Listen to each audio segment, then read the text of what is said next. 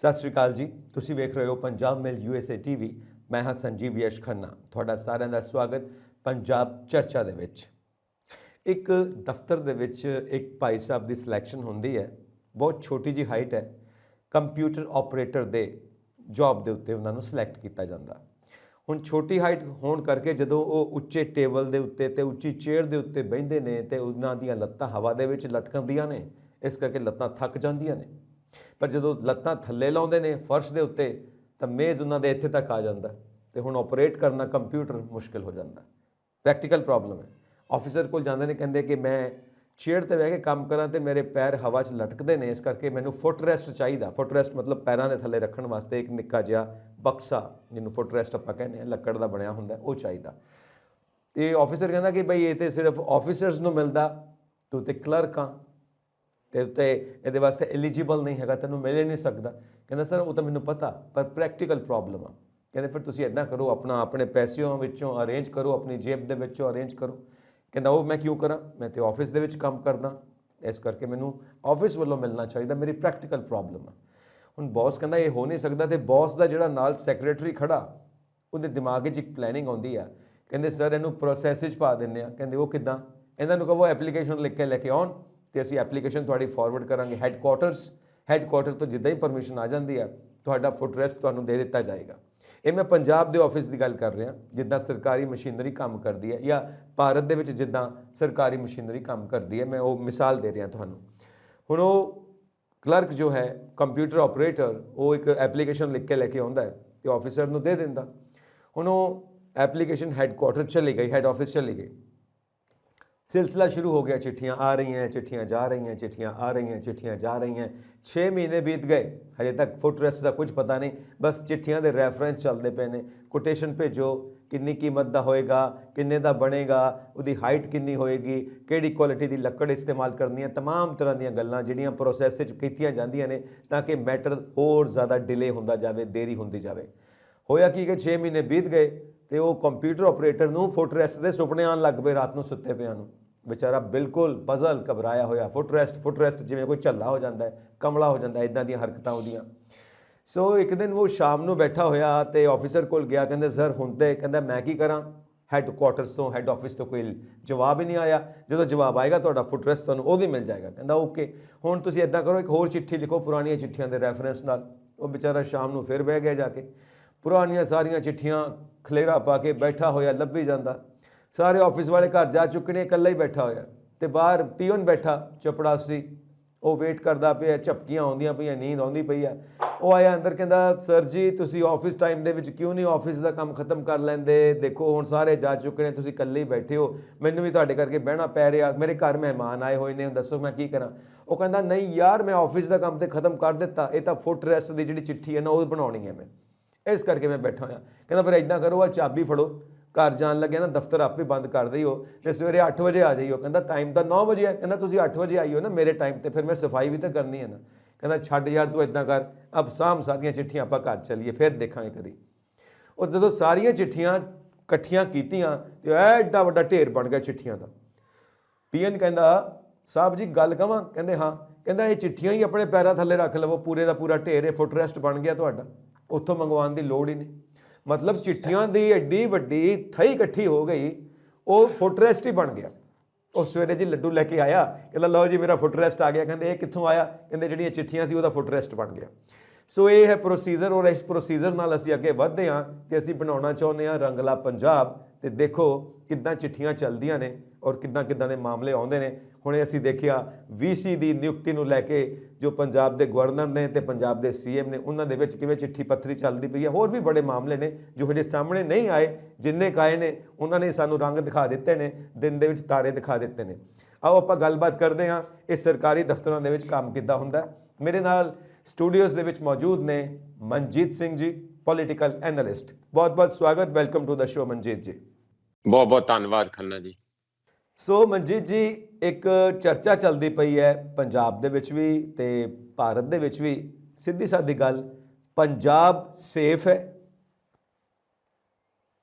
देखो ये तो पहले दिन तो ही ਇਹੋ ਜਿਹੀਆਂ ਕੈਸਰਾਈਆਂ ਲਾਈਆਂ ਜਾ ਰਹੀਆਂ ਪਈ ਜਿਵੇਂ ਕਿਤੇ ਅਲੜ ਸਰਕਾਰ ਬਹਾਲ ਦਿੱਤੀ ਹੈ ਸੱਤਾ ਦੇ ਉੱਤੇ, ਤੇ ਉਹ ਹੁਣ ਆਉਣ ਵਾਲੇ ਸਮੇਂ ਦੇ ਵਿੱਚ ਕਿੰਨਾ ਕੁ ਕਿੱਥੇ ਕੁ ਤੱਕ ਪਹੁੰਚੂਗੀ, ਕਿਵੇਂ ਪਹੁੰਚੂਗੀ, ਉਹ ਨਾ ਹੋ ਜੇ ਕਿਤੇ ਕੋਹ ਨਾ ਚੱਲੇ ਬਾਬਾ ਤੇ ਆਈ। ਉਸ ਕਿਸਮ ਦੀਆਂ ਗੱਲਾਂ ਦੀਆਂ ਕਿਆਸ ਰਹੀਆਂ ਪਹਿਲੇ ਦਿਨ ਤੋਂ ਹੀ ਲਾਈਆਂ। ਪਹਿਲਾਂ ਤੇ ਸਟਨ ਕੀਤਾ ਜਿੱਥੇ 42% ਵੋਟਾਂ ਆਈਆਂ, 92 ਜਿਹੜੇ ਐਮਐਲਏ ਸਾਹਿਬਾਨ ਆ ਗਏ, ਵਿਧਾਇਕ ਆ ਗਏ, ਤਾਂ ਕੁਦਰਤੀ ਆ ਕੁਛ ਕੁ ਦੇਰ ਦੇ ਮਹੀਨਾ ਡੇਢ ਮਹੀਨਾ ਤੇ ਵਿਰੋਧੀ ਪਾਰਟੀਆਂ ਨੂੰ ਪਤਾ ਹੀ ਨਹੀਂ ਲੱਗਾ ਵੀ ਇਹ ਹੋਇਆ ਕੀ। ਫਿਰ ਬਾਅਦ ਵਿੱਚ ਗੱਲ ਚੱਲੀ ਕਿ ਠੀਕ ਆ, ਕੋਈ ਨਹੀਂ, ਦੇਖਦੇ ਆ ਕਿੱਦਾਂ ਹੋਊਗਾ, ਕੀ ਬਣੂਗਾ। ਸਿਰਫ ਕਰ ਪਾਉਣਗੇ, ਨਵੇਂ ਆ ਬਹੁਤ, ਉਹਨਾਂ ਚੋਂ ਨਵੇਂ ਹੈਗੇ ਆ। ਫਿਰ ਇਹ ਗੱਲ ਚੱਲੀ ਕਿ ਦੇਖੋ ਜੀ ਛੱਡੋ, ਇਹ ਕਿਹੜੀ ਕਿਤੇ ਭਗਵੰਤ ਮਾਨ ਨੇ ਚਲਾਉਣੀ ਆ, ਉੱਥੇ ਰਾਘਵ ਚੱਡਾ ਨੇ ਚਲਾਉਣੀ ਆ। ਪਹਿਲਾਂ ਤੇ ਦਿੱਲੀ ਤੇ ਜਾ ਕੇ ਚੀਫ ਸੈਕਟਰੀ ਬਹਿ ਗਿਆ, ਤੁਹਾਨੂੰ ਯਾਦ ਆ? ਬਿਲਕੁਲ ਪਹਿਲੀ ਮੀਟਿੰਗ ਚੀਫ ਸੈਕਟਰੀ ਦੀ ਕੇਜਰੀਵਾਲ ਨਾਲ ਹੁੰਦੀ ਹੈ, ਭਗਵੰਤ ਮਾਨ ਨਾਲ ਨਹੀਂ ਹੁੰਦੀ ਹੈਗੀ। ਤੇ ਹਾਂਜੀ, ਉੱਥੇ ਜਦੋਂ ਜਾ ਕੇ ਬਹਿ ਗਏ ਵੀ ਉੱਥੋਂ ਇੰਸਟਰਕਸ਼ਨਾਂ ਚੱਲਣੀਆਂ, ਤੇ ਫਿਰ ਇੱਥੇ ਦੀਆਂ ਵਿਰੋਧੀ ਪਾਰਟੀਆਂ ਨੂੰ ਪਤਾ ਚੱਲਿਆ ਵੀ ਐਡੀ ਵੀ ਹਾਲਤ ਖਰਾਬ ਨਹੀਂ ਹੈ ਕਿ ਇੱਕ ਟ੍ਰੇਨਡ ਵੈਲ ਟ੍ਰੇਨਡ ਕੇਜਰੀਵਾਲ, ਜਿਹੜਾ ਕਿ ਪੋਲਿਟਿਕਸ ਦੇ ਵਿੱਚ ਪੂਰਾ ਟ੍ਰੇਨਡ ਹੈ ਇਸ ਵੇਲੇ, ਉਹ ਬੈਠਾ ਤੇ ਅਸਲ 'ਚ ਤੇ ਸਰਕਾਰ ਉਹਨੇ ਚਲਾਉਣੀ ਆ। ਉਹਨੇ ਇੱਕ ਬੰਦਾ ਵੀ ਭੇਜਤਾ ਪੈਰਲਲ, ਆਪਣਾ ਗਵਰਨਰ, ਸੂਬੇਦਾਰ ਕਹਿ ਲਓ, ਸੂਬੇਦਾਰ ਰਾਘਵ ਚੱਡਾ ਭੇਜਤਾ। ਅਜੇ ਤੱਕ ਸ਼ਾਇਦ ਉਹਦੀ ਅਪਾਇੰਟਮੈਂਟ ਵੀ ਫਾਰਮਲ ਨਹੀਂ ਹੈ, ਪਰ ਬੈਠਿਆਂ ਫਾਈਲਾਂ ਸੁਣਨ 'ਚ ਆਇਆ 50 ਨੰਬਰ ਕੋਠੀ 'ਚੋਂ ਪੂਰੀਆਂ ਦੇਖਦੇ ਆ। ਇਸ ਹਿਸਾਬ ਦੇ ਨਾਲ ਹੁਣ ਅਗਲੀ ਗੱਲ ਇਹ ਆਈ ਵੀ ਅੱਛਾ, ਜੇ ਇਹਨਾਂ ਕੋਲ ਟ੍ਰੇਨਡ ਬੰਦੇ ਹੈ ਹੀ ਆ ਪੰਜਾਬ ਸਰਕਾਰ ਦੇ, ਤੇ ਫਿਰ ਤੇ ਇਹ ਚੱਲੂਗੀ, ਕੋਈ ਗੱਲ ਨਹੀਂ। ਹੁਣ ਇੱਕ ਨਵਾਂ ਸੱਪ ਪਟਾਰੀ ਚੋਂ ਨਿਕਲ ਆਇਆ। ਉਹ ਸੱਪ ਇਹ ਨਿਕਲਿਆ ਵੀ ਉਹਦਾ ਤੇ ਮਤਲਬ ਹੀ ਪੰਜਾਬ ਨੂੰ ਇੱਕ ਸਟੈਪਿੰਗ ਸਟੋਨ ਦੇ ਤੌਰ ਤੇ ਵਰਤਣ ਦਾ, ਵੀ ਇਹਦੇ ਤੇ ਪੈਰ ਰੱਖ ਕੇ ਜਿਹੜੀ ਪ੍ਰਧਾਨ ਮੰਤਰੀ ਦੀ ਕੁਰਸੀ ਆ ਉਹਨੂੰ ਹੱਥ ਪਾਉਣਾ। ਪੰਜਾਬ ਦਾ ਤੇ ਉਹਨੇ ਕੁਝ ਲੈਣਾ ਦੇਣਾ ਨਹੀਂ, ਇੱਥੋਂ ਦੇ ਥੋੜੇ ਬਹੁਤ ਫੰਡ, ਇੱਥੋਂ ਦਾ ਪ੍ਰਚਾਰ, ਇੱਥੋਂ ਦੀ ਜਿਹੜੀ ਉਹ ਬਾਹਰ ਇੱਕ ਮਾਡਲ ਨੂੰ ਵੇਚਣਾ। ਪਹਿਲਾਂ ਪੰਜਾਬ 'ਚ ਦਿੱਲੀ ਦਾ ਮਾਡਲ ਵੇਚਿਆ, ਹੁਣ ਪੰਜਾਬ ਮਾਡਲ ਦੂਜੀ ਜਗ੍ਹਾ ਵੇਚਣਾ। ਹੁਣ ਪੰਜਾਬ ਦਾ ਮਾਡਲ ਅੰਦਰੂਨੀ ਤੌਰ ਤੇ ਹੈ ਕੀ, ਇਹ ਤਾਂ ਪੰਜਾਬੀ ਜਾਣਦੇ ਜਿਹੜੇ ਇੱਥੇ ਰਹਿੰਦੇ ਆ। ਬਾਹਰ ਤੁਸੀਂ ਮਸ਼ਹੂਰੀਆਂ ਕਰਕੇ, ਵੱਡੇ ਵੱਡੇ ਪੋਸਟਰ ਕੱਢ ਕੇ, ਵੱਡੀ ਵੱਡੀਆਂ ਐਡਵਰਟਾਈਜ਼ਮੈਂਟ ਦੇ ਕੇ, ਮੀਡੀਆ ਦੇ ਵਿੱਚ ਉਹ ਜਾ ਕੇ ਛੱਤੀਸਗੜ੍ਹ, ਮੱਧ ਪ੍ਰਦੇਸ਼, ਗੁਜਰਾਤ ਵਿੱਚ ਤੇ ਜਾ ਹੀ ਰਹੀਆਂ, ਬਹੁਤ ਵੱਡੇ ਪੱਧਰ ਤੇ ਜਾ ਰਹੀਆਂ ਆ। ਹਾਲਾਂਕਿ ਹਿਮਾਚਲ ਪ੍ਰਦੇਸ਼ ਨੂੰ ਹੁਣ ਪਛਾਂ ਹਟ ਗਏ, ਉੱਥੇ ਨਹੀਂ ਆਮ ਆਦਮੀ ਪਾਰਟੀ ਉਹਨਾਂ ਕਰ ਰਹੀ। ਇਸ ਲਈ ਜਿਹੜੀ ਤੁਸੀਂ ਕਹਾਣੀ ਸਾਰੀ ਪਾਈ ਹੈ, ਇਹ ਬਿਲਕੁਲ ਮੈਨੂੰ ਲੱਗਦਾ ਕਿ ਪੰਜਾਬ ਨੂੰ ਡਿਫਾਈਨ ਕਰਦੀ ਹੈ ਇਸ ਵੇਲੇ ਇੱਥੋਂ ਦੀ ਗਵਰਨੈਂਸ ਨੂੰ। ਕਿ ਜਦੋਂ ਧਰਾਤਲ ਤੇ ਕੁਝ ਹੁੰਦਾ ਨਹੀਂ ਤੇ ਫਿਰ ਚਿੱਠੀਆਂ ਕੱਢੀ ਚੱਲੋ, ਫਿਰ ਤੇ ਹੋਰ ਕੋਈ ਤਰੀਕਾ ਨਹੀਂ ਹੈ। ਚਿੱਠੀ ਕੱਢ ਕੇ, ਇੱਕ ਚਿੱਠੀ ਕੱਢਣ ਤੋਂ ਪਹਿਲਾਂ ਖਬਰ ਦਿਓ ਕਿ ਮੈਂ ਲੱਗਾ ਚਿੱਠੀ ਕੱਢਣ, ਇੱਕ ਚਿੱਠੀ ਕੱਢ ਕੇ ਖਬਰ ਦਿਓ, ਇੱਕ ਫਿਰ ਉਸ ਨੂੰ ਚਿੱਠੀ ਨੂੰ ਕੈਬਨਿਟ 'ਚ ਲਿਜਾ ਕੇ ਖਬਰ ਦਿਓ, ਫਿਰ ਉਦੋਂ ਬਾਅਦ ਜੇ ਕਿਤੇ ਕੋਈ ਅਸੈਂਬਲੀ ਵਾਲਾ ਮਾਮਲਾ ਫਿਰ ਉੱਥੇ ਲੈ ਜਾਓ। ਕੰਮ ਨਹੀਂ ਮਤਲਬ ਥੱਲੇ। ਹੁਣ ਮੈਂ ਨਿੱਕੀ ਐਗਜ਼ਾਮਪਲ ਦੇ ਕੇ ਗੱਲ ਖਤਮ ਕਰੂੰਗਾ ਖੰਨਾ ਜੀ। ਪੈਨਸ਼ਨ ਸਕੀਮ ਦਾ ਰੌਲਾ ਪੈ ਗਿਆ, ਪੁਰਾਣੀ ਪੈਨਸ਼ਨ ਸਕੀਮ ਲਾਗੂ ਹੋ ਗਈ। ਪੋਸਟਰ ਜਿਹੜੇ ਗੁਜਰਾਤ ਦੇ ਗਹਿਲੋਤ, ਰਾਜਸਥਾਨ ਦੇ ਗਹਿਲੋਤ ਸਾਹਿਬ ਦੇ ਆ ਰਹੇ ਆ ਪੋਸਟਰ, ਉਹਨਾਂ ਨੇ ਲਿਖਿਆ ਕਿ ਅਸੀਂ 1/1/2004 ਤੋਂ ਬਾਅਦ ਜਿਨ੍ਹਾਂ ਨੇ ਵੀ ਜੁਆਇਨ ਕੀਤਾ, ਜਿਨ੍ਹਾਂ ਦੀ ਪੈਨਸ਼ਨ ਨਵੀਂ ਬਣ ਗਈ ਸੀ, ਅਸੀਂ ਉਸ ਡੇਟ ਤੋਂ ਉਹਨਾਂ ਸਾਰਿਆਂ ਨੂੰ ਪੈਨਸ਼ਨ ਪੁਰਾਣੀ ਦੇਣ ਜਾ ਰਹੇ ਹਾਂ ਜਦੋਂ ਵੀ ਉਹ ਰਿਟਾਇਰ ਹੋਣਗੇ। ਅਜੇ ਤੇ ਉਹ ਲੋਟ ਸਾਰਾ ਰਿਟਾਇਰ ਹੋਣਾ ਨਾ 1/1/2004 ਵਾਲਾ। ਇੱਥੇ ਪਹਿਲਾਂ ਉਂਝ ਰੌਲਾ ਪਾਇਆ ਕਿ ਪੁਰਾਣੀ ਪੈਨਸ਼ਨ ਦੇਾਂਗੇ, ਹੁਣ ਕੈਬਨਿਟ 'ਚ ਪਾਸ ਹੋ ਗਿਆ। ਉਹਦੀਆਂ ਗਾਈਡਲਾਈਨਸ ਕੀ ਹੋਣਗੀਆਂ, ਕਿਹੜੀ ਡੇਟ ਤੋਂ ਲਾਗੂ ਹੋਣੀ ਆ, ਉਹਦੀ ਨੋਟੀਫਿਕੇਸ਼ਨ ਕੀ ਹੋਊਗੀ, ਉਹ ਮੈਨੂੰ ਨਹੀਂ ਲੱਗਦਾ ਕਦੀ ਵੀ ਹੋਏ। ਜੇ ਹੋਏ ਤੇ ਬਾਈ ਐਂਡ ਲਾਰਜ ਮੈਨੂੰ ਸ਼ੱਕ ਇਸ ਗੱਲ ਦਾ, ਜੇ ਤੇ 1/1/2000 ਤੋਂ ਲਾਗੂ ਕਰ ਦੇਣ ਜਿਹੜੇ ਉਦੋਂ ਤੋਂ ਭਰਤੀ ਹੋਇਆ, ਤੇ ਅਸੀਂ ਹੁਣ ਤੋਂ ਹੀ ਐਡਵਾਂਸ ਵਧਾਈ ਦਿੰਨੇ ਆ ਭਗਵੰਤ ਮਾਨ ਸਰਕਾਰ ਨੂੰ। ਕੇਜਰੀਵਾਲ ਵੀ ਆਪਣਾ ਹਿੱਸਾ ਲੈ ਜਾਣ, ਸਾਨੂੰ ਕੋਈ ਹਰਜ ਨਹੀਂ ਹੈਗਾ।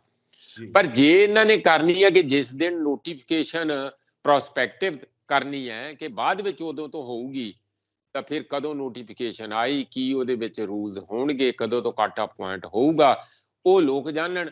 ਪਰ ਰੌਲਾ ਪੈ ਗਿਆ ਪੂਰੇ ਪੰਜਾਬ 'ਚ, ਪੈਨਸ਼ਨ ਲਾਗੂ, ਪੁਰਾਣੀ ਸਕੀਮ ਲਾਗੂ, ਪੁਰਾਣੀ ਸਕੀਮ ਲਾਗੂ।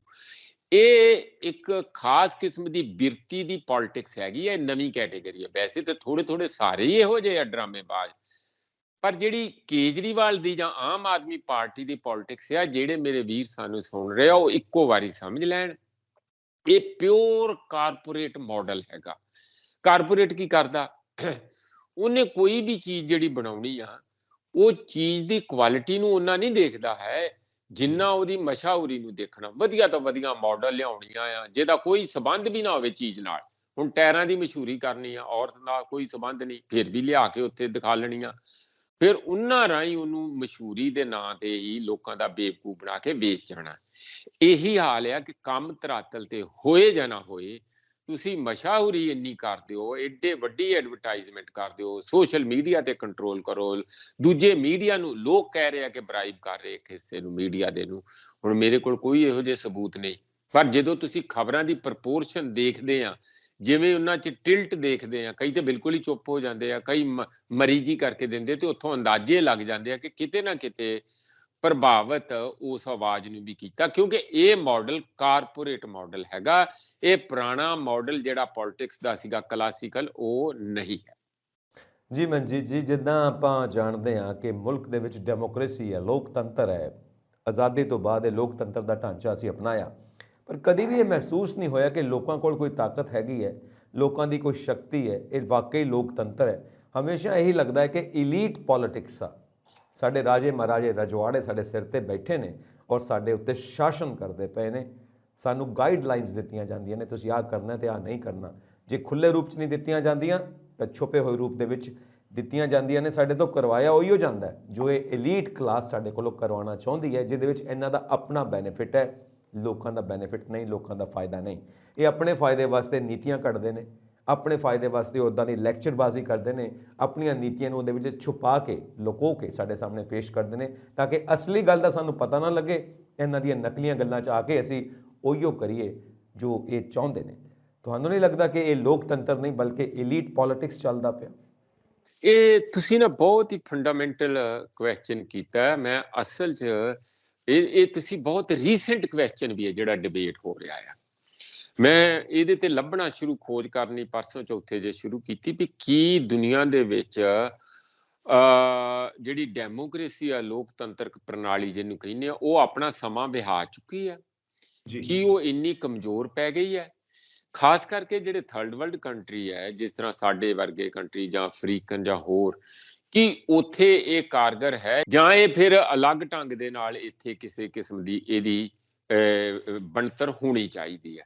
ਹੁਣ ਕਿਉਂ ਨਹੀਂ ਲਾਗੂ ਹੁੰਦੀ? ਤੁਹਾਡਾ ਸਵਾਲ ਤੁਸੀਂ ਬੜਾ ਬਿਲਕੁਲ ਹੀ ਉਹਨੂੰ ਸਾਫ਼-ਸਾਫ਼ ਰੱਖ ਦਿੱਤਾ ਕਿ ਇਹ ਐਲੀਟ ਪੋਲਿਟਿਕਸ ਹੈ, ਪੈਸੇ ਵਾਲੇ ਦੀ ਪੋਲਿਟਿਕਸ ਹੈ। ਬਿਲਕੁਲ ਠੀਕ ਹੈ, ਜਿਹਦੇ ਕੋਲ ਸੱਤਾ ਆ, ਜਿਹਦੇ ਕੋਲ ਕੋਈ ਮਾਂ-ਬਾਪ ਤਕੜਾ ਹੈਗਾ, ਜਾਂ ਜਿਹਦੇ ਕੋਲ ਪੁਰਾਣੇ ਪੋਲੀਟੀਸ਼ੀਅਨ ਦੀ ਕੋਈ ਮੋਹਰ ਹੈਗੀ ਹੈ, ਜਿਹੜੇ ਕਿ ਟ੍ਰੇਨਡ ਹੈਗੇ ਕਿਵੇਂ ਸੱਤਾ ਦੇ ਵਿੱਚ ਕਰਨਾ, ਉਹੀ ਬਾਰ-ਬਾਰ ਉਹੀ ਕੁਝ ਕੁ ਪਰਿਵਾਰ ਘੁੰਮੀ ਜਾਂਦੇ, ਬਾਕੀ ਸਾਰੀ ਜਨਤਾ ਉਹਨਾਂ ਦੇ ਸਲੇਵ ਵਾਂਗੂ ਹੀ ਕੰਮ ਕਰਦੀ ਆ, ਕਦੀ ਸਪਨਾ ਨਹੀਂ ਲੈ ਸਕਦੀ। ਆਹ ਇੱਕ ਪੋਲਿਟਿਕਸ ਕੇਜਰੀਵਾਲ ਦੀ ਜ਼ਰੂਰ ਆ, ਜਿਹੜੇ ਆਮ ਬੰਦਿਆਂ ਨੂੰ ਸਪਨਾ ਦਿੰਦੇ ਆ, ਉਹਦੇ ਚੋਂ ਉਹਨਾਂ ਨੂੰ ਬਣਾ ਵੀ ਲੈਂਦੇ ਆ ਤੇ ਸੱਤਾ ਆਪਣੇ ਹੱਥ ਕੇਂਦਰਿਤ ਕਰਦੇ ਆ। ਇਹ ਡੈਮੋਕ੍ਰੇਸੀ ਦੇ ਨਾਂ ਤੇ ਬਿਲਕੁਲ ਹੀ ਆਪ ਹੁਦਰਾਸ਼ਾਹੀ ਜਾਂ ਇੱਕ ਬੰਦੇ ਦੇ ਹੱਥ ਸੱਤਾ ਦੇਣ ਵਾਲੀ ਗੱਲ ਆ। ਇਹ ਕਲਟ ਪੋਲਿਟਿਕਸ ਹੈ ਜੀ, ਬੇਸਿਕਲੀ ਆਈਕਨਿਕ, ਜਿਹੜਾ ਇੱਕ ਆਈਕਨ ਬਣਾ ਦੇਣਾ, ਉਹ ਜੋ ਕਹੂਗਾ ਉਂਝ ਚੱਲਣਾ। ਇਹ ਬਿਲਕੁਲ ਮਹਾਰਾਜਿਆਂ ਵਾਲੇ ਤੋਂ ਵੀ ਇੱਕ ਅਗਲੀ ਕਿਸਮ ਦੀ ਪੋਲਿਟਿਕਸ ਹੈਗੀ, ਜਿਹਦਾ ਇੱਕ ਡਿਕਟੇਟਰ ਤੇ ਇੱਕ ਇਸ ਕਿਸਮ ਦੇ ਲੀਡਰ ਦਾ ਕੋਈ ਬਹੁਤਾ ਫਰਕ ਨਹੀਂ ਹੁੰਦਾ। ਕੋਈ ਵੀ ਉਹਦੇ 'ਚ ਡਿਸੈਂਟ ਨਹੀਂ ਹੋ ਸਕਦਾ, ਕੋਈ ਉਹਦੇ 'ਚ ਪੁੱਛ-ਗਿੱਛ ਨਹੀਂ ਹੋ ਸਕਦੀ। ਇਹ ਇੱਕ ਅਲੱਗ ਕਿਸਮ ਦੀ ਪੋਲਿਟਿਕਸ ਰੀਸੈਂਟ ਐਂਟਰ ਕੀਤੀ ਹੈਗੀ। ਪਰ ਖੰਨਾ ਜੀ, ਦੂਸਰੇ ਪਾਸੇ ਜਿਹੜੀ ਓਵਰਆਲ ਗੱਲ ਮੈਂ ਤੁਸੀਂ ਐਲੀਟ ਤੇ ਆਮ ਜਨਤਾ ਜਨਾਰਦਨ, ਜਿੱਥੇ ਡੈਮੋਕ੍ਰੇਸੀ ਦਾ ਢੰਡੋਰਾ ਪਿੱਟਿਆ ਜਾਂਦਾ ਕਿ ਇਹ ਤੇ ਲੋਕਾਂ ਦੀ ਚੁਣੀ ਹੋਈ ਸਰਕਾਰ, ਲੋਕਾਂ ਵਾਸਤੇ, ਲੋਕਾਂ ਰਾਹੀਂ ਫਲਾਨਾ ਟਮਕਾਣਾ, ਉਹ ਸਾਰਾ ਬੁਰੇ ਤਰੀਕੇ ਨਾਲ ਸਾਡੇ ਦੇਸ਼ 'ਚ ਤੇ ਘੱਟੋ-ਘੱਟ ਫੇਲ ਹੋ ਚੁੱਕਾ ਆ। ਸਾਨੂੰ ਇੰਝ ਲੱਗਦਾ ਆ ਕਿ ਜੇ ਇਸ ਨੂੰ ਕਿਸੇ ਤਰੀਕੇ ਨਾਲ ਕਾਮਯਾਬ ਕਰਨਾ, ਇਹਦਾ ਮੇਰੇ ਕੋਲ ਤੇ ਹੱਲ, ਜਿਹੜੀ ਸੁਜੈਸ਼ਨ, ਹੱਲ ਨਹੀਂ ਸੁਜੈਸ਼ਨ, ਇਹ ਲੱਗਦਾ ਕਿ ਇੱਥੇ ਲੇਅਰਡ ਡੈਮੋਕ੍ਰੇਸੀ ਹੋਣੀ ਚਾਹੀਦੀ ਹੈ। ਜਾਣੀ ਇੱਕ, ਜਿਸ ਤਰ੍ਹਾਂ ਦੇਖੋ ਐਥਨਸ ਦੇ ਵਿੱਚ ਸਿਟੀ ਸਟੇਟ ਸੀਗੀ, ਪੜ੍ਹੇ ਲਿਖੇ ਲੋਕ ਸੀ, ਉਹ ਆਪਣੀ, ਉਹਨਾਂ ਨੂੰ ਵੋਟ ਪਾਉਣ ਦਾ ਅਧਿਕਾਰ ਸੀ, ਤੇ ਉਹੋ ਹੀ ਆਪਣੇ ਆਪਸ ਵਿੱਚ ਇੱਕ ਡੈਮੋਕ੍ਰੈਟਿਕ ਸਿਸਟਮ ਬਣਾਉਂਦੇ ਸੀਗੇ ਜੇ ਪਲੇਟੋ ਵੇਲੇ। ਬਾਕੀ ਸਾਰੇ ਸਲੇਵ ਸੀਗੇ, ਉਹਨਾਂ ਨੂੰ ਵੋਟ ਪਾਉਣ ਦਾ ਅਧਿਕਾਰ ਨਹੀਂ ਸੀ। ਉਹਨਾਂ ਨੂੰ ਇਹ ਸੀ ਵੀ ਇਹਨਾਂ ਨੂੰ ਕੀ ਪਤਾ ਵੋਟ ਕੀ ਹੁੰਦੀ ਹੈ। ਇਸ ਤਰੀਕੇ ਨਾਲ ਹੀ ਸਾਡੇ ਪਿੰਡਾਂ ਵਾਲਿਆਂ ਦੀ ਇੱਕ ਲੇਅਰ ਦੀ ਸਰਕਾਰ ਹੋਵੇ, ਜਾਣੀ ਜਾਂ ਕਿਸੇ ਵੀ ਉਹਦੇ ਮਲਟੀਪਲ ਇੱਕ ਕ੍ਰਾਈਟੇਰੀਆ ਹੋਣ, ਮਲਟੀਪਲ ਕ੍ਰਾਈਟੇਰੀਆ ਜਿਹਦੇ ਵਿੱਚ ਜਾਤ ਹੋਵੇ, ਜੈਂਡਰ ਹੋਵੇ, ਰੂਰਲ ਅਰਬਨ ਹੋਵੇ, ਇਹ ਘਰ ਦੀ ਵਿੱਚ ਜਿਸ ਤਰੀਕੇ ਨਾਲ ਤੁਸੀਂ ਇੰਡੈਕਸ ਬਾਕੀ ਤਿਆਰ ਕਰਦੇ, ਇੱਕ ਇੰਡੈਕਸ ਤਿਆਰ ਕੀਤਾ ਜਾਏ ਖੰਨਾ ਜੀ। ਇਹ ਤਿਆਰ ਕਰਕੇ ਜਦੋਂ ਤੇ ਉਹ ਵੋਟਿੰਗ ਜਿਹੜਾ ਸਿਸਟਮ ਆ ਉਹ ਘੱਟੋ ਘੱਟ 3-4 ਲੇਅਰਡ ਸਿਸਟਮ ਹੋਵੇ। ਕਹਿਣ ਦਾ ਮਤਲਬ ਕਿ ਜਿਹੜੇ ਪੜ੍ਹੇ ਲਿਖੇ ਅਰਬਨ ਐਲੀਟ ਆ ਉਹ ਉਹਨਾਂ ਨੂੰ ਵੋਟਾਂ ਪਾਉਣ, ਜਿਹੜੇ ਮਿਡਲ ਕਲਾਸ ਆ ਉਹ ਮਿਡਲ ਕਲਾਸ ਨੂੰ ਵੋਟਾਂ ਪਾਉਣ, ਜਿਹੜੀ ਵਰਕਿੰਗ ਕਲਾਸ ਆ ਜਾਂ ਦਲਿਤ ਜਮਾਤ ਆ ਉਹ ਦਲਿਤ ਜਮਾਤ ਨੂੰ ਵੋਟਾਂ ਪਾਉਣ, ਔਰ ਉਸੇ ਪੱਧਰ ਤੇ ਉਹ ਪੂਰੇ ਸਸ਼ਕਤ ਹੋਣ, ਉਹ ਕਿਸੇ ਦੇ ਤਹਿਤ ਨਾ ਹੋਣ। ਹੁਣ ਕੀ ਹੁੰਦਾ ਕਿ ਵੋਟਾਂ ਇੱਕ ਵਾਰੀ ਲੈ ਕੇ ਕਿਸੇ ਤਰੀਕੇ ਨਾਲ ਬਾਈ ਹੁੱਕ ਐਂਡ ਕਰੁੱਕ ਜਿਹੜੇ ਤਕੜੇ ਬੰਦੇ ਆ ਉਹ ਤੇ ਫਿਰ ਬਿਲਕੁਲ ਰਜਵਾੜਾ ਛਾਈ ਹੈ, ਉਹ ਰਜਵਾੜਿਆਂ ਰਾਜਿਆਂ ਨਾਲੋਂ ਵੀ ਮਾੜੇ ਆ, ਉਹ ਤੇ ਬਿਲਕੁਲ ਹੀ ਕਿਸੇ ਦੀ ਪਰਵਾਹ ਨਹੀਂ ਕਰਦੇ। ਰਾਜੇ ਫਿਰ ਵੀ ਕੁਛ ਨਾ ਕੁਛ ਤੇ ਚਲੋ, ਜਿਹੜੇ ਕਰੂਅਲ ਸੀ ਉਹ ਤੇ ਮਾੜੇ ਸੀ, ਪਰ ਜਿਹੜੇ ਚੰਗੇ ਰਾਜੇ ਸੀ ਉਹ ਫਿਰ ਵੀ ਲੋਕ ਉਹਨਾਂ ਤੋਂ ਖੁਸ਼ ਸੀਗੇ। ਮਹਾਰਾਜਾ ਰਣਜੀਤ ਸਿੰਘ ਦਾ ਰਾਜ ਲਾ ਲਓ, ਜਾਂ ਮੈਨੂੰ ਅਕਬਰ ਬਾਰੇ ਵੀ ਇਸ ਤਰ੍ਹਾਂ ਕਿਹਾ ਜਾਂਦਾ। ਪਰ ਜੇ ਆ ਜਿਹੜੇ ਸਾਡੇ ਨਵੇਂ ਰਾਜੇ ਪੈਦਾ ਹੋਏ ਆ, ਇਹਨਾਂ ਤੇ ਕਹਾਣੀ ਸਿਰੇ ਲੁੱਟ ਮਚਾਈ ਹੋਈ ਆ ਡੈਮੋਕ੍ਰੇਸੀ ਦੇ ਨਾਂ ਤੇ, ਇਹ ਚੱਲਣੀ ਨਹੀਂ। ਦੁਨੀਆ 'ਚ ਵੀ ਕਾਫੀ ਹੱਦ ਤੱਕ ਫੇਲ ਹੋ ਰਹੀ ਆ, ਪਰ ਸਾਡੇ ਵਰਗੇ ਦੇਸ਼ 'ਚ ਤੇ ਬਿਲਕੁਲ ਹੀ ਫੇਲ ਆ। ਇਹਦਾ ਸਾਨੂੰ ਕੋਈ ਵਿਕਲਪਿਕ ਮਾਡਲ ਲੱਭਣਾ ਪਊਗਾ। ਜੀ ਮਨਜੀਤ ਜੀ, ਇਹ ਬਹੁਤ ਪੁਰਾਣੇ ਸਮੇਂ ਦੇ ਵਿੱਚ ਸੁਕਰਾਤ ਨੇ ਵੀ ਕਿਹਾ ਸੀਗਾ ਕਿ ਜਦੋਂ ਅਸੀਂ ਡੈਮੋਕ੍ਰੇਸੀ ਦੀ ਉਦਾਹਰਨ ਲੈਂਦੇ ਹਾਂ ਤੇ ਇੱਕ ਉਹਨਾਂ ਨੇ ਪਾਣੀ ਦਾ ਜਹਾਜ਼ ਲਿਆ ਕਿ ਸ਼ਿਪ ਹੈ, ਸ਼ਿਪ ਦਾ ਇੱਕ ਕੈਪਟਨ ਚੁਣਨਾ ਹੈ। ਹੁਣ 10 ਬੰਦੇ ਖੜੇ ਨੇ, ਇੱਕ ਬੰਦਾ ਤੇ ਉਹ ਹੈ ਜਿਹੜਾ ਸ਼ਿਪ ਬਾਰੇ ਸਭ ਕੁਝ ਜਾਣਦਾ, ਜਿਹੜਾ ਪੂਰੀ ਤਰ੍ਹਾਂ ਟ੍ਰੇਨਡ ਹੈ, ਟੈਕਨੀਕਲੀ ਪੂਰਾ ਸ਼ਿਪ ਨੂੰ ਚਲਾ ਸਕਦਾ ਹੈ। 9 ਬੰਦੇ ਇਦਾਂ ਦੇ ਨੇ ਜਿਨ੍ਹਾਂ ਨੂੰ ਸ਼ਿਪ ਬਾਰੇ ਕੱਖ ਨਹੀਂ ਪਤਾ, ਪਰ ਵੋਟ ਦੇ ਆਧਾਰ ਤੇ ਉਹ ਜਿਹੜਾ ਸਭ ਕੁਝ ਜਾਣਦਾ ਉਹ ਪਿੱਛੇ ਰਹਿ ਗਿਆ, ਉਹਨੂੰ ਕੱਢ ਦਿੱਤਾ ਗਿਆ। ਤੇ 9 ਜਿਹੜੇ ਅਣਜਾਣ ਨੇ, ਸਿਰਫ ਇੱਕ ਬੰਦਾ ਜ਼ਿਆਦਾ ਵੋਟਾਂ ਦੇ ਸਿਰ ਤੇ ਜਿੱਤ ਗਿਆ ਤੇ ਉਹਨੂੰ ਸ਼ਿਪ ਦਾ ਕੈਪਟਨ ਬਣਾ ਦਿੱਤਾ। ਆਉਂਦਾ ਜਾਂਦਾ ਉਹਨੂੰ ਕੱਖ ਨਹੀਂ, ਤੇ ਜਿਹਨੂੰ ਆਉਂਦਾ ਉਹ ਹਾਰ ਗਿਆ ਵੋਟਾਂ 'ਚ, ਕਿਉਂਕਿ ਉਹਨੂੰ ਵੋਟਾਂ ਹੀ ਨਹੀਂ ਪਈਆਂ। ਹੁਣ ਜਿਹਨੂੰ ਨਹੀਂ ਆਉਂਦਾ ਕੁਝ ਵੀ, ਉਹ ਵੋਟਾਂ ਦੇ ਆਧਾਰ ਤੇ ਜਿੱਤ ਕੇ ਜਦੋਂ ਸ਼ਿਪ ਨੂੰ ਚਲਾਉਣ ਲੱਗਾ ਤੇ ਸ਼ਿਪ ਨੂੰ ਤਾਂ ਡੋਬਣਾ ਹੀ ਆਉਣੇ, ਕਿਉਂਕਿ ਉਹਨੂੰ ਪਤਾ ਹੀ ਨਹੀਂ ਕੱਖ।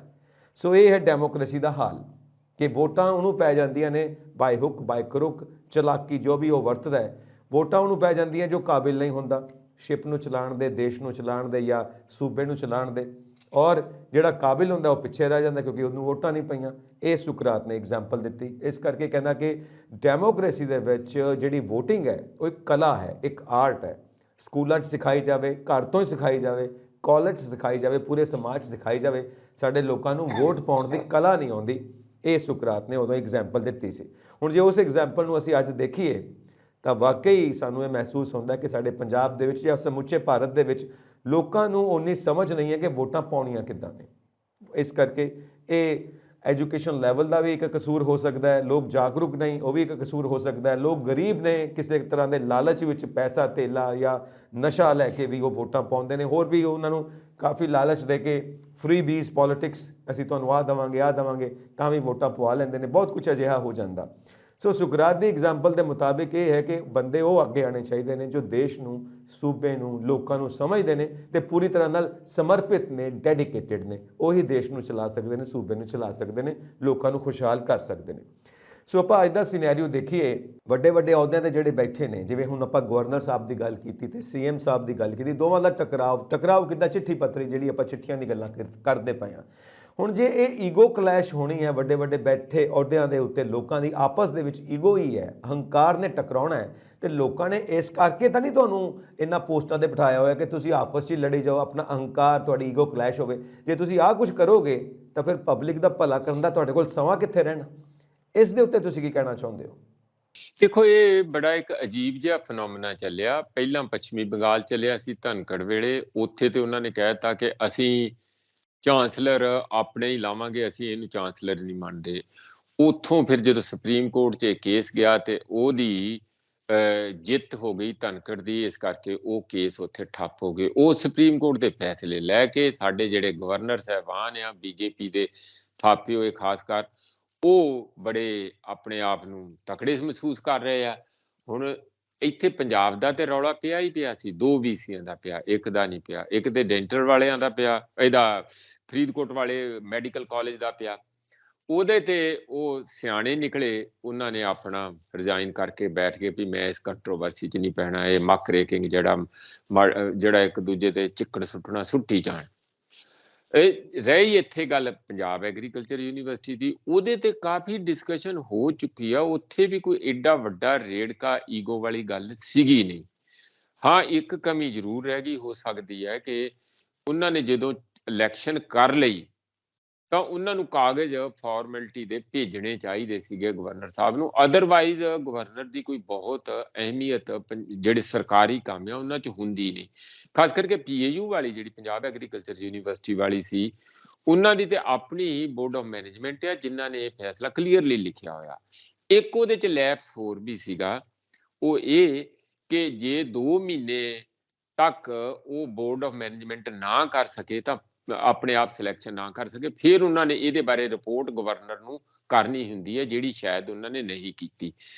ਪਰ ਕਹਿਣ ਦਾ ਮਤਲਬ ਮੇਰਾ ਇਹ ਹੈਗਾ ਖੰਨਾ ਜੀ, ਦੋਈ ਪਾਸੇ ਕਿਤੇ ਨਾ ਕਿਤੇ ਥੋੜੇ ਬਹੁਤ ਤੇ ਗੈਪ ਰਹੇ ਆ। ਉਹਦਾ ਫਾਇਦਾ ਲੈ ਕੇ ਤੁਸੀਂ ਹੁਣ ਤੂਫਾਨ ਖੜਾ ਕਰਤੇ ਗਵਰਨਰ ਸਾਹਿਬ, ਇਹ ਕੋਈ ਬਹੁਤੀ ਚੰਗੀ ਗੱਲ ਨਹੀਂ।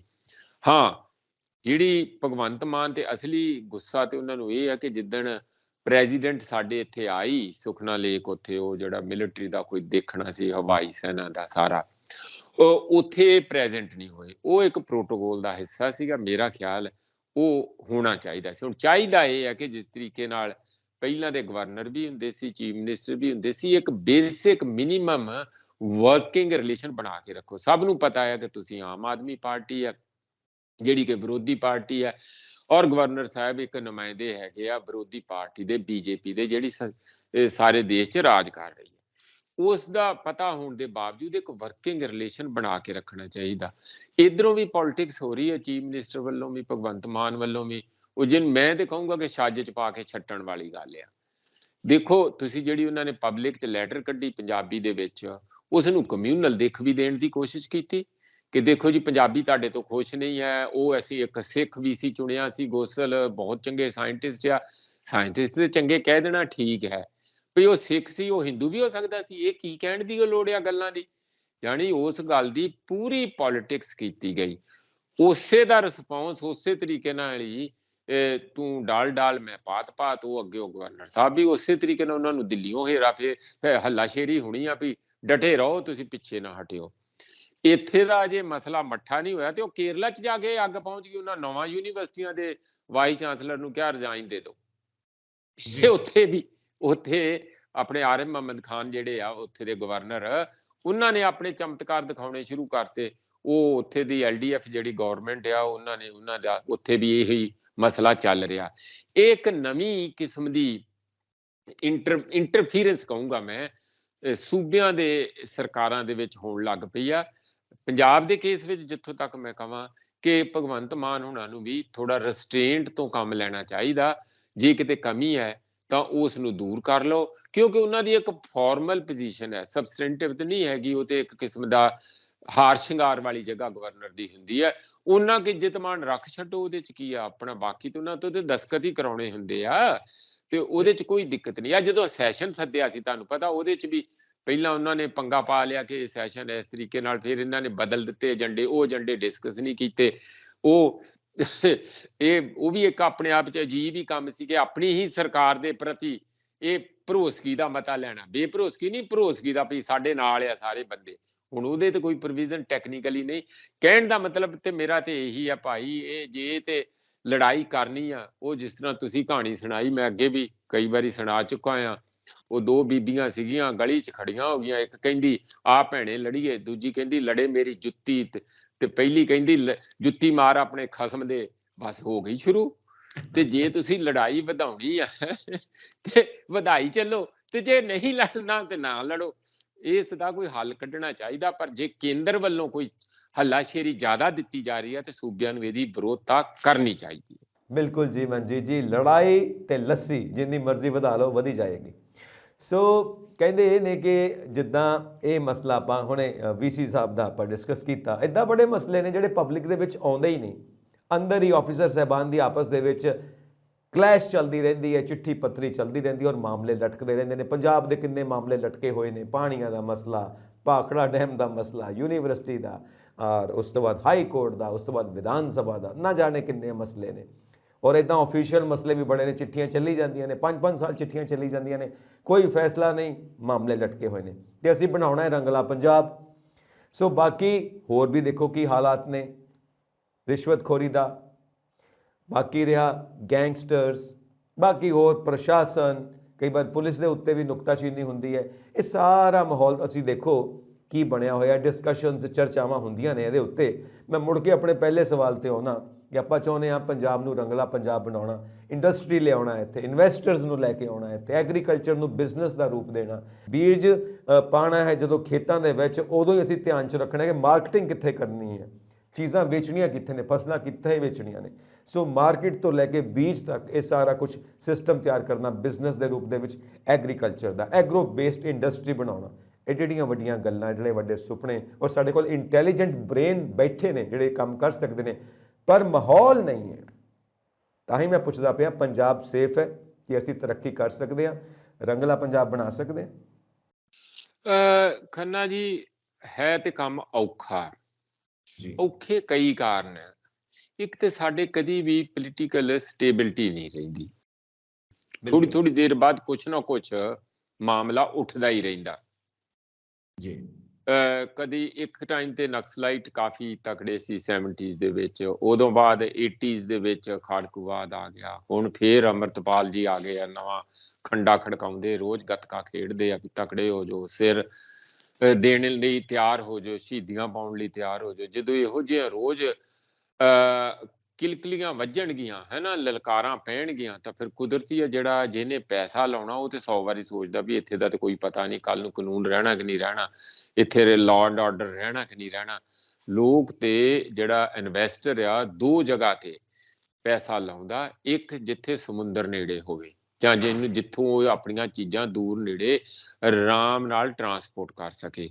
ਜੇ ਲੈਂਡਲੌਕਡ ਏਰੀਆ ਆ, ਉਹ ਫਿਰ ਸਪੈਸੀਫਿਕਲੀ ਬਹੁਤ ਰਿਚ ਹੋਵੇ, ਮਿਨਰਲ ਵਿੱਚ ਹੋਵੇ, ਰॉ ਮਟੀਰੀਅਲ ਵਿੱਚ, ਕਿਸੇ ਚੀਜ਼ 'ਚ ਤੇ ਹੋਵੇ ਨਾ, ਤੇ ਉੱਥੋਂ ਦੀ ਸ਼ਾਂਤੀ ਵਾਲਾ ਮਾਹੌਲ ਹੋਵੇ, ਉਹ ਉਹਦੇ ਲਈ ਬਹੁਤ ਜ਼ਰੂਰੀ ਹੁੰਦਾ।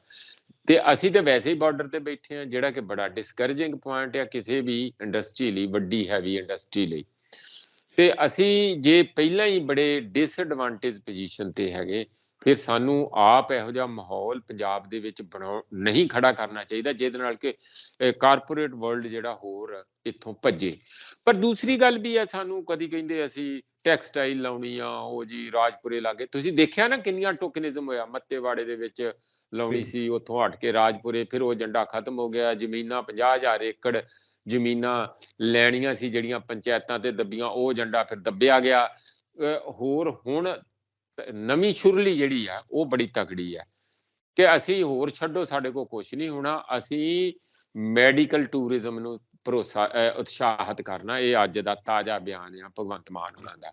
ਉਹ ਜਗਰਾਉਂ ਚੋਂ 8 ਕਰੋੜ ਦਾ ਕੋਈ ਇਨਵੈਸਟਮੈਂਟ ਕਰਕੇ ਕੋਈ ਐਕਸਟੈਂਸ਼ਨ ਕੀਤੀ ਸੀਗੀ ਹਸਪਤਾਲ ਕਿਸੇ ਦੀ, ਉੱਥੇ ਉਹਨਾਂ ਨੇ ਭਾਸ਼ਣ ਦੇ ਕੇ ਕਿਹਾ ਕਿ ਅਸੀਂ ਸਾਡੇ ਕੋਲ ਅੱਗੇ ਹੀ 9 ਮੈਡੀਕਲ ਕਾਲਜ ਹੈਗੇ ਆ, 9 ਵੱਡੇ ਹੈ, ਅਸੀਂ 16 ਹੋਰ ਲਾਉਣੇ ਆ, ਤੇ ਇੱਥੇ ਸਾਰੀ ਦੁਨੀਆ ਦੇ ਬੰਦੇ ਆਇਆ ਕਰਨਗੇ ਆਪਣਾ ਇਲਾਜ ਕਰਾਉਣ। ਜਿਸ ਤਰ੍ਹਾਂ ਦਿੱਲੀ ਦੇ ਵਿੱਚ ਮੈਡੀਕਲ ਟੂਰਿਜ਼ਮ ਕਾਫੀ ਹੈਗਾ, ਇੱਥੇ ਬੜੇ ਬੜੇ ਹਸਪਤਾਲ ਲੱਗਣਗੇ ਇਸ ਕਿਸਮ ਦਾ। ਪਰ ਜੇ ਤੁਸੀਂ ਵੱਡੇ ਹਸਪਤਾਲ ਬਣਾਉਣੇ ਆ, ਉਹ ਤੇ ਪ੍ਰਾਈਵੇਟ ਲੱਗਣਗੇ, ਉਹਦਾ ਪੰਜਾਬ ਨੂੰ ਕੀ ਫਾਇਦਾ ਹੋਊਗਾ। ਦੂਸਰੀ ਗੱਲ ਜਿਹੜੀ, ਉਹ ਇੱਥੇ ਕਿਉਂ ਆਉਣਗੇ, ਉਹ ਤੇ ਉੱਥੇ ਆਉਣਗੇ ਜਿੱਥੇ ਪੇਸ਼ੈਂਟਸ ਨੂੰ ਆਉਣਾ ਆਸਾਨ ਰਹੇ। ਅਗਲੀ ਗੱਲ ਇਹ ਹੈ ਕਿ ਇਹ ਗਵਰਨਮੈਂਟ ਕਾਲਜਾਂ ਦੀ ਗੱਲ ਕਰ ਰਹੇ ਆ ਕਿ ਅਸੀਂ ਗਵਰਨਮੈਂਟ ਦੇ ਹਸਪੀਟਲ ਖੋਲਾਂਗੇ। ਸੰਗਰੂਰ ਦੇ ਵਿੱਚ ਇੱਕ ਜਗ੍ਹਾ ਇੱਕ ਇਹਨਾਂ ਨੇ ਨਿਉ ਪੱਥਰ ਰੱਖਤਾ, ਉਹ ਪੱਥਰ ਕਿੰਨਾ ਕੁ ਚਿਰ ਉੱਥੇ ਰਹਿੰਦਾ, ਉਹਦੇ ਤੇ ਇੱਧਰ ਉੱਧਰ ਕੋਈ ਗਾਂ ਇੱਟ ਲੱਗਦੀ ਆ ਕਿ ਨਹੀਂ ਲੱਗਦੀ, ਉਹ ਤੇ ਦੇਖੀ ਜਾਊਗੀ। ਇੱਕ ਦਾ ਸ਼ਾਇਦ ਇਹ ਕਿਸੇ ਨਾ ਕਿਸੇ ਤਰੀਕੇ ਨਾਲ ਬਣਾ ਵੀ ਲੈਣ ਇਹਨਾਂ 5 ਸਾਲਾਂ 'ਚ, ਕਿਉਂਕਿ ਸੰਗਰੂਰ ਇਹਨਾਂ ਦਾ ਆਪਣਾ ਪਾਰਲੀਮੈਂਟ ਦਾ ਹਲਕਾ।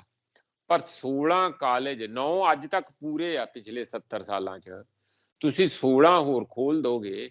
ਪਹਿਲਾਂ ਇਹ ਤੇ ਦੇਖ ਲਓ ਕਿ ਜਿਹੜੇ ਹੁਣ ਵਾਲੇ ਹਸਪਤਾਲ ਆ ਉਹਨਾਂ ਦੇ ਵਿੱਚ ਡਾਕਟਰ ਪੂਰੇ ਆ, ਜਿਹੜੇ ਤੁਸੀਂ ਆਮ ਆਦਮੀ ਪਾਰਟੀ ਕਲੀਨਿਕ ਖੋਲੇ ਆ ਉਹ ਕੀ ਚੱਲ ਰਿਹਾ, ਉਹ ਵੀ ਬੰਦ ਕਰਤਾ ਏਜੰਡਾ। ਹੁਣ ਸੁਣਿਆ ਤੁਸੀਂ 100 ਖੋਲ ਕੇ ਮੁੜ ਕੇ ਉਹ ਏਜੰਡਾ ਬੰਦ ਹੋ ਗਿਆ, ਹਾਲਾਂਕਿ ਬਿਲਡਿੰਗਾਂ ਤਿਆਰ ਹੀ ਹੈਗੀਆਂ, ਉਹਨਾਂ 'ਚ ਚੱਲਣਾ। ਜਾਣੀ ਇਹ ਜੋ ਮੂੰਹ 'ਚ ਜਦੋਂ ਮੌਕੇ ਤੇ ਕੋਈ ਵੀ ਆਉਂਦਾ ਬਿਆਨ, ਚੁੱਪ ਕਰਕੇ ਇੱਕ ਨਵਾਂ ਦੇ ਦਿੰਦੇ ਆ। ਲੋਕਾਂ ਕੋ ਵੇਲ ਨਹੀਂ ਕਿ ਉਹ ਪੁਰਾਣੀਆਂ ਗੱਲਾਂ ਨੂੰ ਯਾਦ ਕਰਕੇ ਤੇ ਉਹ ਸਵਾਲ ਕਰਨ ਕਿ ਤੁਸੀਂ ਪਹਿਲਾਂ ਤੇ ਆਹ ਗੱਲ ਕਹੀ ਸੀਗੀ ਜੀ, ਹੁਣ ਤੁਸੀਂ ਆਹ ਕਹਿ ਰਹੇ ਆ, ਪਹਿਲਾਂ ਕਿੱਥੇ ਗਿਆ। ਆਪਾਂ ਥੋੜਾ ਬਹੁਤ ਕਿਉਂਕਿ ਯਾਦ ਰੱਖਦੇ ਹਾਂ, ਅਸੀਂ ਕਰ ਸਕਦੇ ਹਾਂ।